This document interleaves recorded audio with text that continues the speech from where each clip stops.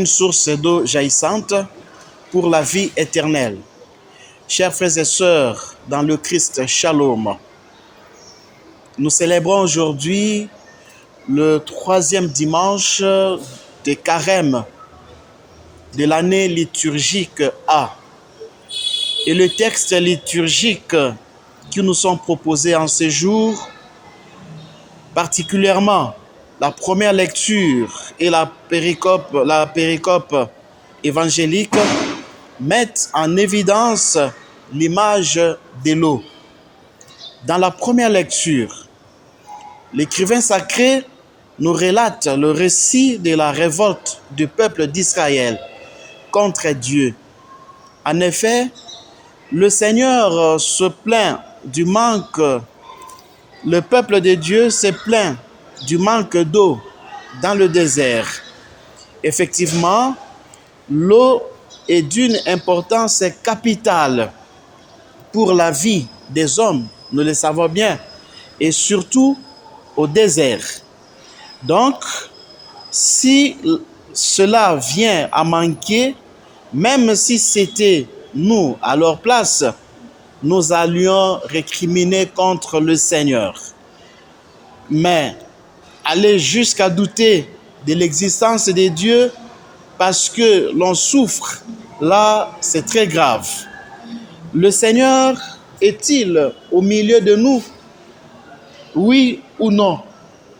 Chers frères et sœurs dans le Seigneur, nous n'allons pas trop vite à condamner les Israélites puisqu'ils ont douté de Dieu.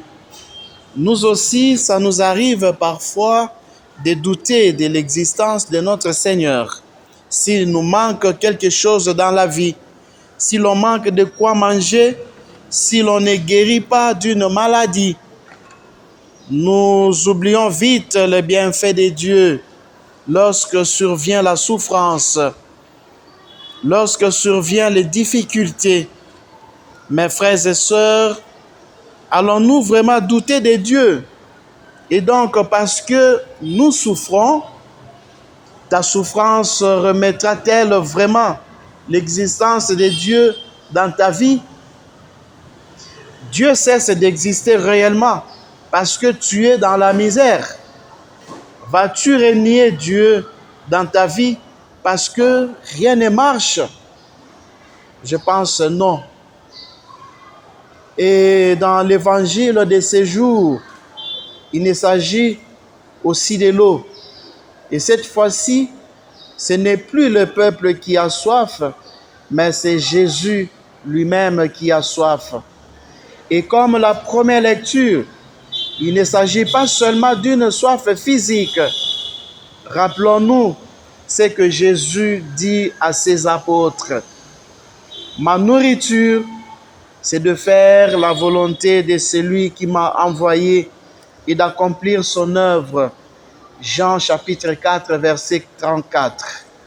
Ainsi donc, cette soif, et d'ailleurs tout ce récit, est le symbole d'un Dieu qui va à la recherche de l'homme, sa créature. C'est Dieu qui a soif de l'homme et qu'il veut sauver. Et sa soif, c'est de faire connaître la vérité de Dieu à l'homme. Sa soif, c'est de dire à l'homme que Dieu existe, même s'il est dans la souffrance, même s'il est dans le péché, qu'il les connaît très bien, qu'il veut que l'homme se convertisse réellement. Ainsi, tous ces récits de la péricope évangélique de ces jours est une découverte progressive de Dieu. D'abord, Jésus est un étranger, ensuite un prophète, puis le Messie. Enfin, il est le sauveur des hommes. Mais quel genre de sauveur est-il? C'est celui qui accepte de mourir pour nous, alors que nous sommes encore pécheurs. C'est ce que nous dit l'apôtre dans la 2e lecture de ces jours. En effet, dit saint Paul, accepter de mourir pour un homme juste, c'est déjà difficile. Mais le Christ est mort pour nous, afin que nous soyons sauvés. Et notre Dieu est merveilleux. Il aime les hommes, même s'ils sont ses ennemis. Il aime les hommes, même lorsqu'ils se révoltent contre lui.